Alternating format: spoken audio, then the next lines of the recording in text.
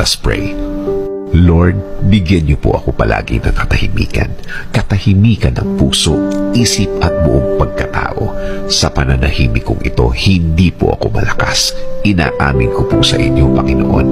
Ako po ay naghihina at alam ko po na kayo ang dapat kong kapitan. Alam kong kayo ang dapat kong paniwalaan na ang lahat ay magiging okay, ang lahat ay magiging maayos, ang lahat ay magiging tahimik. Kakapit pa rin ako sa inyong magandang plano. Kakapit pa rin ako sa inyong magandang bukas na pangako. Alam kong ang lahat ng oras na may problema ay mabilis na lilipas, mabilis na mawawala. Alam ko din, Lord, na hindi ibig sabihin na wala akong nakikitang nangyayari ay walang nangyayari.